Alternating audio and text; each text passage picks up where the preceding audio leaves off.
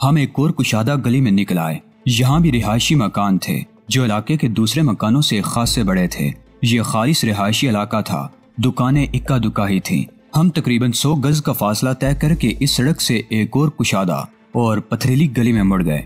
मुझे हैरत थी कि सीता ने मील 1.5 मील दूर रिक्शा क्यों छोड़ दिया था, जबकि इन कुशादा गलियों में गाड़ियों की आमदोरफ्त जारी थी और हमारा रिक्शा भी आसानी से इस तरफ आ सकता था। लेकिन जरा सा सोचने के बाद अपने सवाल का जवाब भी खुद ही मिल गया था। सीता खासी मोहतात वाक़ हुई थी। हवेली से निकलकर हम रिक्शा या टैक्सी में बैठकर सीधे यहाँ आ सकते थे, लेकिन महज इस ख्याल से कि रिक्शा या टैक्सी के जरिए हमारी मंजिल का पता ना लगा लिया जाए, हम पहले रेलवे स्टेशन गए थे, फिर दूसरे रिक्शे में बैठकर सलावत पाड़ आए थे और रिक्शा छोड़कर पैदल ही इन गलियों में घूम रहे थे। लेकिन इस मर्तबा हमें ज्यादा नहीं चलना पड़ा। इस पथरीली गली में तकरीबन 20 गज आगे सीता एक मकान के सामने रुक गई। मकान का लकड़ी का दरवाजा खासा ऊंचा और इतना चौड़ा था कि एक कार आसानी से अंदर दाखिल हो सकती थी। आबनूसी रंगत की लकड़ी का मुहराबी दरवाजा खासा भारी लगता था। उस पर भी संगतराशी की तरह दीदा ज़ेब नक्शो निगार बने हुए थे। दरवाजे के दोनों तरफ दीवारों के साथ पत्थर की एक चौकी बनी हुई थी। चौकी पर एक आदमी आसानी से बैठ सकता था। उन चौकियों के साथ ही दीवारों के साथ आराइशी स्तून बने हुए थे, जिन पर हनुमान और दूसरी देवी देवताओं की मूर्तियां कुंदा थी। दीवारों पर भी नीचे से ऊपर तक नाजुक और खूबसूरत नक्शो निगार बने हुए थे। दरवाजे के ऐन ऊपर जहां मुहराब थी, एक बड़ा ताकचा बना हुआ था जिसमें विष्णु की मूर्ति रखी हुई थी। सीता ने कॉल बेल का बटन दबा दिया। मैंने बैग कंधे से उतारकर दीवार के साथ चौकी पर रख दिया। गली में लोगों की आमदोरफ्त थी, लेकिन कोई खास तौर पर हमारी तरफ मुतवज्जह नहीं था। तकरीबन 2 मिनट बाद बारी दरवाजा खुला और एक उदेड़ उम्र औरत की सूरत दिखाई दी। इत्तफाक से उस वक्त मैं और कल्पना सामने थे। वो औरत उलझी हुई नजरों से बारी बारी हमारी तरफ देखने लगी। किससे मिलना है आपको? औरत ने मेरी तरफ देखते हुए शाइस्ता लहजे में पूछा। अरे मैं हूँ दुर्गा। दरवाजा पूरी तरह खोलो, हमें अंदर तो आने दो, फिर पूछना किसको मिलना है। सीता की आवाज सुनकर दुर्गा नामी उस औरत ने मजीद आगे होकर दरवाजे से बाहर झांका और सीता को देखकर उछल पड़ी। सीता देवी आप? उसके लहजे में हैरत थी। मैं बड़ी अभागिया हूँ कि तुम्हारे दर्शन हुए। आओ अंदर आओ। आप भी पधारिए महाराज, अंदर आ जाइए। उसने बात करते हुए हम तीनों को प्रणाम भी किया। मैंने पहले सीता और कल्पना को अंदर दाखिल होने का मौका दिया, फिर बैग उठाकर खुद भी अंदर दाखिल हो गया। दुर्गा ने दरवाजा बंद कर दिया। सीता को देखकर वो खिली जा रही थी। लगता था सीता के आने से उसे बहुत ज्यादा खुशी हुई थी। मैं इधर उधर देखने लगा। बाहर से मामूली नजर आने वाला ये मकान अंदर से किसी हवेली की तरह बहुत शानदार और बहुत बड़ा था। दरवाजे से आगे कुशादा और पुख्ता रविश थी जो सामने इमारत के पोर्टिको तक चली गई थी। पुख्ता रविश के दोनों तरफ सरसब्ज लान था जिनके किनारों पर फूलदार पौधों की क्यारियां थी। एक तरफ का लान निस्बतन बड़ा था और उसके ऐन वस्त में फवारा भी लगा हुआ था, जिसके अतराफ में 3 जगहों पर बांस की खपचियों के आरामदेह बेंच बने हुए थे। हर बेंच पर 2 आदमी आसानी से बैठ सकते थे। दूसरे लान में भी 3 बेंच रखे हुए थे। दोनों लान्स के अतराफ में नारियल के ऊंचे दरख्तों की कतारें थी। एक दीवार के साथ आहनी जाली का एक बहुत बड़ा पिंजरा था जिसमें 2 मोर टहल रहे थे। मैंने पहली ही नजर में अंदाजा लगा लिया कि गुंजान आबादी में होने के बावजूद यह हवेली अलग थलग सी लगती थी। दाएं बाएं फसील नुमा दीवारें खासी ऊंची थी और इन अतराफ के मकान उनके पीछे छुप कर रह गए थे। हवेली की इमारत 2 मंजिला थी। उसके पीछे भी कोई मकान नजर नहीं आ रहा था, जिससे बखूबी अंदाजा लगाया जा सकता था कि इस हवेली के अतराफ में तमाम मकान छोटे थे। हवेली की 2 मंजिला इमारत बहुत खूबसूरत थी। ऊपर की मंजिल पर कई खूबसूरत मुहराबें और बालकोनियां थी। सबसे ऊपर एक बहुत बड़ी और खूबसूरत छतरी बनी हुई थी। पधारिए महाराज, आप रुक क्यों गए? दुर्गा की आवाज सुनकर मैं चौंक गया। उसकी तरफ देखते हुए मेरे होंठों पर खफीफ सी मुस्कुराहट आ गई। मैंने बैग उठाया और उनके पीछे पीछे चलने लगा। वसी और इस पोर्टिको में नीले रंग की एक पुरानी सी कार खड़ी थी। यह पुरानी कार इस शानदार हवेली से बिल्कुल लगा नहीं खाती थी। पोर्टिको के साथ बरामदे तक पहुंचने के लिए 3 कुशादा सीढ़ियां चढ़ना पड़ती थी। सीढ़ियां और वसी और इस बरामदे का फर्श दोदिया मार्बल का था। बरामदे के स्तूनों पर भी मार्बल लगा हुआ था। बरामदे के किनारों पर पौधों के गमले रखे हुए थे। हर स्तून के साथ रखे हुए गमले में बेलें लगी हुई थी। उनकी पत्तियां चावल के दानों की तरह गोल, मुलायम और किसी कदर लंबी थी और ये बेलें ऊपर तक स्तून के साथ लिपटी हुई थी। मार्बल सिर्फ उस बरामदे में ही नजर आ रहा था। बाकी इमारत पीले पत्थरों से बनी हुई थी। मैंने शहर में अब तक जितनी भी इमारतें देखी थी सब पीले पत्थरों से तामीर की गई थी। सीता ने बताया था कि शहर की गिरदोनवा में पहाड़ियां पीले पत्थरों ही की थी और शहर की तामीर के लिए पत्थर वहीं से लाए जाते थे। रेगिस्तान में पाई जाने वाली पहाड़ियों के पीले पत्थरों की एक खासियत ये थी कि उनमें सोने की तरह चमक थी और ये चमक कभी मांद नहीं पड़ती थी और गालिबन इसी वजह से इस शहर को गोल्डन सिटी कहा जाता था। बरामदे के दरवाजे से आगे 8 फुट चौड़ा और 10 फुट लंबा एक कमरा था और उसके अंदरूनी दरवाजे की दूसरी तरफ एक वसी लॉबी या हॉल था। एक कमरा दाईं तरफ था और 2 बाएं तरफ। दाईं तरफ वाला कमरा हॉल ही की तरह बहुत लंबा चौड़ा था जिसमें दरमियाने दर्जे का फर्नीचर सजा हुआ था। उसके साथ एक और दरवाजा था और उस तरफ गालिबन किचन था। बाएं तरफ भी दरअसल 2 ही दरवाजे थे। एक तो बेडरूम था और दूसरे दरवाजे से आगे एक कुशादा राहदारी थी। उसमें भी आमने सामने एक एक कमरा था। ये दोनों कमरे भी बेडरूम्स थे और सामने बाथरूम का दरवाजा था। लॉबी के आखिर में ऊपर जाने के लिए लकड़ी का कुशादा और बल खाता हुआ गोल जीना था। जीने के साथ सामने वाली दीवार के आधे हिस्से में बड़े बड़े शीशे लगे हुए थे और बाकी आधे हिस्से में बारीक जाली थी। उस तरफ से ताज़ा हवा और रोशनी अंदर आ रही थी। उस लॉबी में भी एक अलग कारपेट बिछा हुआ था और आमने सामने वाली दीवारों के साथ जरा हल्के किस्म के मगर आरामदेह सोफे लगे हुए थे। मैंने बैग करीबी सोफे पर रख दिया था। ऊपर आ जाओ, वहीं चल कर बैठेंगे, सीता ने मेरी तरफ देखते हुए कहा। मैंने दोबारा बैग उठाना चाहा तो सीता के इशारे पर मैंने बैग से हाथ हटा लिया। मैं और कल्पना सीता के साथ गोल जीने पर चढ़ते हुए ऊपर आ गए। ऊपर का नक्शा भी वैसे ही था।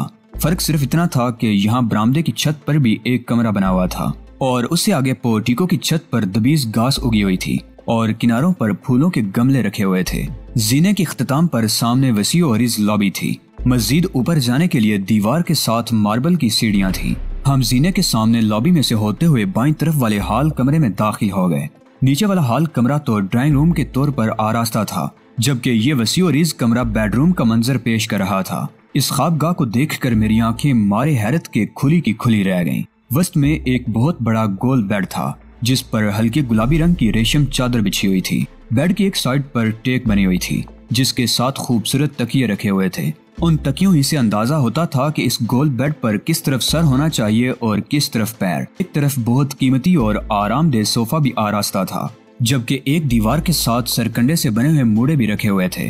बेड की पिछली तरफ एक शानदार बार काउंटर बना हुआ था जिसके पिछली तरफ दीवार के साथ शीशे की लंबी चौड़ी अलमारी थी जिसमें लातादाद खूबसूरत गिलास और जाम आरास्ता थे, लेकिन शराब की कोई बोतल कहीं भी नजर नहीं आ रही थी। खिड़कियां भी मुहराबी और काफी कुशादा थी जिनके सामने हरे रंग के दबीज पर्दे पड़े हुए थे। उस कमरे में दाखिल होने के बाद सीता ने आमने सामने की दीवारों पर सिर्फ 2 बत्तियां जलाई थी। बल्बों के सामने शेड लगे हुए थे और लगता था कि रोशनी दीवारों से फूट रही हो। माहौल बड़ा ख्वाब आगी सा लग रहा था। छत पर 3 फानूस भी टंगे हुए थे। दरमियान वाला फानूस बड़ा था और दाएं बाएं वाले निस्बतन छोटे, लेकिन सीता ने उनमें से कोई फानूस जलाने की जरूरत नहीं समझी थी। सीता बेड पर ढेर हो गई। मैं सोफे पर बैठा तो कल्पना भी मेरे करीब ही दूसरे सोफे पर टिक गई। उसकी आंखों में शदीद उलझन थी और अंदाज में झिझक नुमाया थी। मैंने सीता की तरफ देखा। वो पुश्त के बल चित लेटी हुई गहरे गहरे सांस ले रही थी। उसके सीने का जीरो बम बहुत ही कयामत डा रहा था। मैं सोफे से उठकर खिड़की के सामने हो गया, पर्दा हटाकर खिड़की खोल दी और ताज़ा हवा में गहरे गहरे सांस लेने लगा। उस खिड़की से सरसब्ज लान का खूबसूरत मंजर नजर आ रहा था। मुझे वहां खड़े हुए चंद मिनट से ज्यादा नहीं गुजरे थे कि पीछे से एक आवाज सुनकर मैं मुड़ गया। वो दुर्गा थी जो दरवाजे में खड़ी सीता से पूछ रही थी कि हम लोग चाय पियेंगे या कुछ ठंडा लेना पसंद करेंगे। चाय ही चलेगी दुर्गा देवी, सीता ने उठते हुए जवाब दिया। टेलीफोन कहाँ है? उसने पूछा। टेलीफोन तो नीचे है, कहो तो ऊपर ला दूं? दुर्गा ने पूछा। हाँ, ऊपर ला दो और चाय भी ऊपर ही ले आना, सीता ने कहा। दुर्गा चली गई। सीता उठकर मेरे करीब आ गई। जतवंत सिंह को सूरत हाल से आगाह करना बहुत जरूरी है, उसने मेरी तरफ देखे बगैर कहा। ऐसा न हो कि वो बेखबरी में किसी मुसीबत में फंस जाए। तुम्हारे इत्मीनान पर मुझे हैरत हो रही है, मैंने उसकी तरफ देखते हुए कहा। उस हवेली में हम अपने बहुत से निशानात छोड़ कर आए हैं जिनसे जैसलमेर में तुम्हारी मौजूदगी का पता लगाया जा सकता है, और जब तुम्हारी तलाश शुरू होगी तो शायद ये जगह भी महफूज ना रहे। तुम इसकी चिंता मत करो, सीता ने मुस्कुराकर जवाब दिया। ये जगह हर लिहाज से महफूज है। अगर जैसलमेर में मेरी मौजूदगी का राज खुल भी गया, कोई सोच भी नहीं सकता कि मैं इस हवेली में आ सकती हूँ। मुझे सीता के सुकून और इत्मीनान पर वाकई हैरत थी। उसने मुझे बताया था कि वो इंडियन इंटेलिजेंस रा के लिए काम करती है। और मुझे पकड़ने के लिए रा के ही एक मंसूबे के तहत कश्मीर गई थी, लेकिन मुझे देखकर उसकी नीयत बदल गई। कश्मीरी मुसलमानों पर हिंदू फौजियों की ज्यादतियों को देखकर भी वो अपनों से मुतनफर हो गई थी। उसके सीने में पहले ही एक चिंगारी सुलग रही थी, इंतकाम की आग। गोपाल सिंह के हाथों अपनी इज्जत लुटने के बाद उसने उस चिंगारी को बुझने नहीं दिया था और फिर कश्मीर में सब कुछ देखकर ये चिंगारी भड़क उठी। डोडा में अपने मामा की बस्ती के करीब गार के सामने जहां मैं पनाह लिए हुए था, 2 हिंदू फौजियों ने जब उसकी इज्जत पर हाथ डालने की कोशिश की तो ये शोला जवाला बन गई और गालिबन उसी वक्त उसने तय कर लिया था कि हिंदू फौजियों के खिलाफ अपनी जंग शुरू कर देगी। जम्मू के करीब मानसर झील के किनारे हिंदू फौजी अफसरों के कत्ले आम में हमारा साथ देकर उसने ये साबित कर दिया था कि वो वाकई उन बेड़ियों को उनकी खूंखारी का मजा चखाना चाहती है। लेकिन वो मुझे मैदान जंग से निकाल लाई। वो मेरी रक्षा चाहती थी, मुझे बचाना चाहती थी। उसके साथ ही वो अपने कजन गोपाल से भी अपनी तौहीन का बदला लेना चाहती थी। उसकी वापसी चोरी छिपे हुई थी। उसने किसी को अपने बारे में इत्तला नहीं दी थी, किसी को हवा भी नहीं लगने दी थी कि वो मुझे अपने साथ लेकर वापस आ रही है। लेकिन जब हनुमानगढ़ के गेस्ट हाउस में रा के एक एजेंट ने उसे देख लिया तो सीता ने बड़ी बेरहमी से उसे मौत के घाट उतार दिया। रा के उस एजेंट ने अपनी जुबान बंद रखने के लिए उसके हुस्न शबाब से लुत्फअंदोज होने की रिश्वत मांगी थी और सीता का कहना था कि वो उसे ये रिश्वत दे भी देती तो वो उसका पीछा ना छोड़ता, उसे बार बार ब्लैकमेल करता और फिर किसी भी वक्त उसके बारे में दूसरों को खबर दे सकता था। ऐसी सूरत हाल से बचने के लिए सीता ने उसे मौत के घाट उतार दिया था और फिर जैसलमेर पहुंचते ही वो हंगामे शुरू हो गए थे। उसने कैप्टन गोपाल सिंह से अपना इंतकाम ले लिया था। वो कैप्टन गोपाल को नामर्द करके छोड़ देना चाहती थी ताकि वो जिंदगी भर इस सजा को याद रखे, लेकिन कैप्टन गोपाल ने फरार होने की कोशिश करके खुद अपनी मौत को दावत दी थी। उसकी लाश हवेली के पिछली तरफ गड्ढा खोद कर दबा दी थी। यहाँ तक तो मामला ठीक था, कैप्टन गोपाल के कत्ल को छुपाया जा सकता था। सुबह चतवंत सिंह को बुला लिया जाता और अगर कोई कैप्टन गोपाल का पूछने आता तो चतवंत सिंह उसे टाल देता और इस तरह हम भी उस हवेली में महफूज रहते। लेकिन कल्पना के आने से मामला गड़बड़ हो गया। हमने कल्पना को हवेली में पनाह दी थी। 2 गुंडे भी उसका पूछते हुए हवेली के फाटक तक आए थे और मैंने उन्हें भगा दिया था। उन गुंडों को भगा देने से हम मुतमईन हो गए थे और यही हमारी गलती थी। अगर हम उसी वक्त कल्पना को कहीं छुपा देते और गंगो को अंदर बुलाकर उसे खुद कल्पना को हवेली में तलाश करने का मौका देते तो वो यकीनन मुतमईन हो जाता और दोबारा इस तरफ का रुख ना करता। लेकिन मैंने पिस्तौल की जद पर उसे चले जाने पर मजबूर कर दिया और उसके दिल में शायद ये शुबा जागुज़ी हो गया था कि कल्पना इसी हवेली में मौजूद है। और फिर रात की आखिरी पहर वो अपने गंजे साथी के साथ हवेली में घुस आया, लेकिन उसे अपने साथी की लाश छोड़कर भागना पड़ा। गंगो का फरार हो जाना ही हमारे लिए परेशानी का बायस बना था। वो गंजा गर्चे गंगो के हाथों मारा गया था। उसके सीने में गंगो का खंजर पेवस था और खंजर के दस्ते पर उसकी उंगलियों के निशान थे। हमें परेशान होने की जरूरत नहीं थी। हम इस कत्ल के मामले में पुलिस को मुतमईन कर सकते थे, लेकिन इस तरह सीता को सामने आना पड़ता। सीता के सामने आने का मतलब ये होता कि यहाँ मेरी मौजूदगी भी राज में ना रह सकती और इस तरह हम एक नए चक्कर में फंस जाते। सीता ने वो हवेली छोड़ दी। उसके ख्याल में ये नई पनाहगाह हमारे लिए सबसे ज्यादा महफूज थी, लेकिन मैं समझता था कि हम यहाँ भी ज्यादा दिनों तक महफूज नहीं रह सकेंगे। दुर्गा के आने से मेरे ख्यालात मुंतशिर हो गए। वो नीचे से टेलीफोन ले आई थी। उसने टेलीफोन सेट सोफे के साथ शीशे की टॉप वाली एक छोटी साइड टेबल पर रख दिया और उसका प्लग पीछे दीवार के सॉकेट में लगा दिया। मैं चाय बना कर लाती हूँ, दुर्गा कहते हुए बाहर चली गई। सीता मेरे करीब से हटकर सोफे पर बैठ गई और फोन का रिसीवर उठाकर नंबर मिलाने लगी। राब्ता कायम होने में ज्यादा देर नहीं लगी थी। कॉल किसी और ने रिसीव की थी, लेकिन थोड़ी देर बाद चतवंत सिंह लाइन पर आ गया। हेलो चतवंत सिंह, मैं सीता बोल रही हूँ, कैसे हो? उसने कहा। जवाब में जो कुछ कहा गया उसे सुनकर सीता की आंखों में तशवीश सी उभर आई। वो तकरीबन 10 मिनट तक बात करती रही। उसने चतवंत सिंह को कैप्टन गोपाल के बारे में कुछ बताए बगैर हवेली की सूरत हाल से आगाह कर दिया। मुझे इस हादसे का सुनकर अफसोस हुआ। चतवंत सिंह, वो आखिर में कह रही थी, तुम मेरी बात का बुरा मत मानना, क्योंकि ये एक लिहाज से अच्छा ही हुआ। इस तरह तुम पुलिस के झंझट से बच जाओगे। अच्छा ठीक है, मेरी बातों का ध्यान रखना। मैं किसी मुनासिब वक्त पर तुमसे मिलने की कोशिश करूंगी। उसने रिसीवर रख दिया और मेरी तरफ देखने लगी। क्या हुआ? किस हादसे की बात कर रही थी? मैंने पूछा। कल दोपहर हवेली से निकलने के तकरीबन 1 घंटे बाद उसका एक्सीडेंट हो गया था, सीता कहने लगी। वो एक ऑटो रिक्शा में बैठा हुआ था। रफ्तार खासी तेज थी। एक मोड़ पर अचानक ही एक कार सामने आ गई। रिक्शा ड्राइवर के कंट्रोल में न रह सका और कार से टकरा कर कलाबाजियां खाता हुआ एक और ऑटो रिक्शे से टकरा गया। चतवंत सिंह के सर और बाजू पर चोटें लगी थी, खून बह रहा था और वो बेहोश हो गया था। ड्राइवर भी जख्मी हुआ था। लोगों ने उन्हें सरकारी अस्पताल पहुंचा दिया, जहां आधी रात के करीब चतवंत सिंह को होश आ गया। इस दौरान उसके सर और बाजू के एक्सरे लिए जा चुके थे, तमाम हड्डियां महफूज थी। उसके जख्मों की ड्रेसिंग करके रात भर उसे अस्पताल ही में रखा गया। सुबह उसने अपने अजीज दिलबर सिंह को इत्तला भिजवा दी, जो आज सुबह 8 बजे के करीब उसे अस्पताल से घर ले आया। बहरहाल उसकी हालत ज्यादा तशवीशनाक नहीं थी। वो चंद लम्हों को खामोश हुई, फिर बात जारी रखते हुए कहने लगी, ये हादसा चतवंत सिंह के हक में ही बेहतर साबित होगा। वो इस तरह कि अगर आज हमारे आने के बाद हवेली की सूरत हाल पुलिस के इल्म में आ चुकी हो या किसी वक्त पुलिस वहां पहुंच जाए तो चतवंत सिंह पर कोई इल्जाम नहीं आएगा। पुलिस उसे परेशान नहीं करेगी। वो कल दोपहर से आज सुबह 8 बजे तक सरकारी अस्पताल में था और हवेली में जो कुछ भी हुआ उसकी अदम मौजूदगी में हुआ। इस तरह उस पर कोई हर्फ नहीं आएगा। हाँ, ये बात तो है, मैंने गहरा सांस लेते हुए कहा, लेकिन पुलिस दीगर जराये से भी हवेली में हमारी मौजूदगी का पता लगा सकती है। हम वहाँ बहुत से निशान छोड़ कर आए हैं, मसलन वो खून आलूद कालीन जो हमने छत पर डाल दिया था, हमारे बेडरूम में पड़े हुए कल्पना के फटे हुए कपड़े, कल्पना वाले बेडरूम में दींगा मुश्ती के आसार और गंजे की लाश।